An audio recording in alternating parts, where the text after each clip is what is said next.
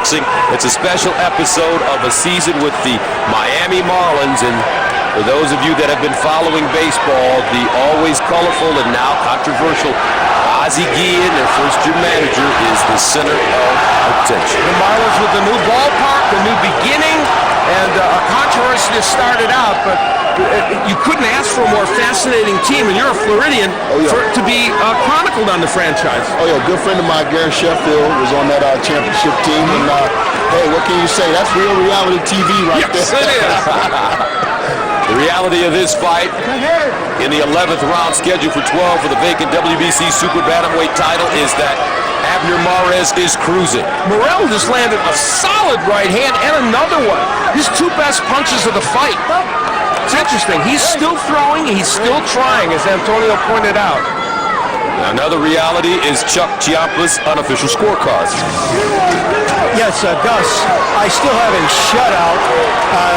The last round, Morrell fought well, but not enough to win the round in my estimation. And I think the frustration is getting to him. I really believe that the referee should have taken a point for that late hit. Mares was completely defenseless. He was walking back to his corner, and you want to avoid anything in the last two rounds of a cheap shot. Thank you very much, Chuck. Mares still working. What I like about what Abner Mares has done this evening is he's worked all 3 minutes of every round in this fight. And that goes to show you that this young guy's focused and this young guy's conditioned. He understands, like I said, they're riding him, man. They're bringing one big name after another, and I don't think it's going to stop with Eric Morrell. Now, there are a lot of big fights, as we mentioned, at 122, and you know he's going to get some. Wow, that was beautiful. Other left hook. I never knew Eric Morrell had a chin like this. I mean, this guy is taking some really serious shots tonight. From a hard puncher, Abner Mares. Short left hook connecting for Morrell with 44 seconds to go in the 11th. In terms of toughness, you cannot question Eric Morrell. And you know, you made the point, Antonio, this was a desperation do-or-die situation. Eric Morrell has fought with that urgency, just hasn't been effective. And those power punches, dramatic.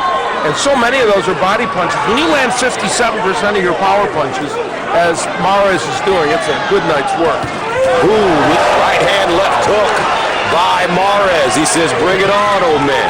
You know, they're creating a very nice 11th round here. This has been a fun round to watch.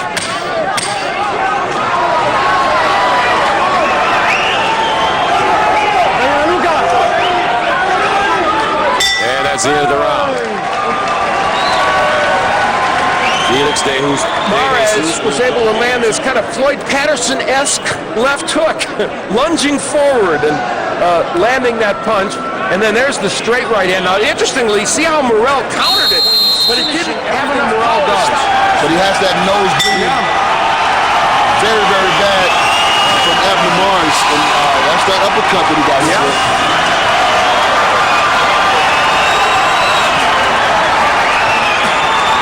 So the 12th and final round for the vacant WBC Super Bantamweight title.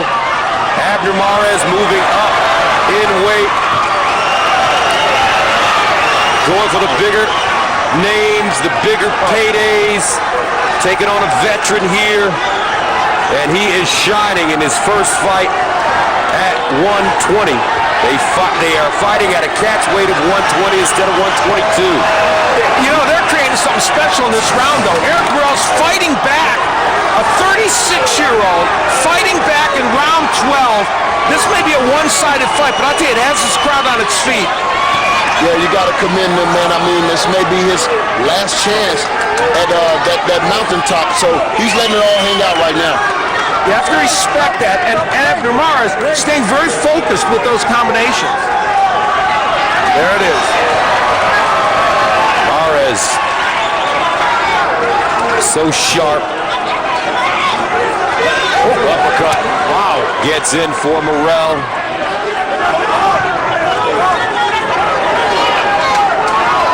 If this is the last major fight, and it might be for Eric Morrell in his career, he has nothing to feel ashamed of. Fighting an excellent young champion who is a veteran of 7 years also and performing at this level. I'll tell you what, when you look at what Abner Mares has done over the last 5 fights and who he's taken on and the adversity that he's been faced with and some of the mistakes that he made. First fight with Gbeko, all the low blows. Also against Dick Darchinyan, low blows. And look at him bang it out. He wants to close this show, and Eric Morrell is giving him opportunities to do that. When you look at quality of opposition, only one fighter, the fighter of the year in Andre Ward had, I think, a tougher go at it when you look at the Super 6 tournament. After that, you have to look at Abner Mares. Big right hands by Mares, and that may have hurt Morrell. 37 seconds remaining. Morrell fighting off the ropes. Mares would love to finish off the veteran, but Morrell says, nothing doing, youngster. You may beat me, but you won't stop me. I'm not going out like that. 20 seconds to go in the 12th. The old dog versus the young dog, and we'll see that in early June as well on Showtime. Two world champions, toe-to-toe, and that's it.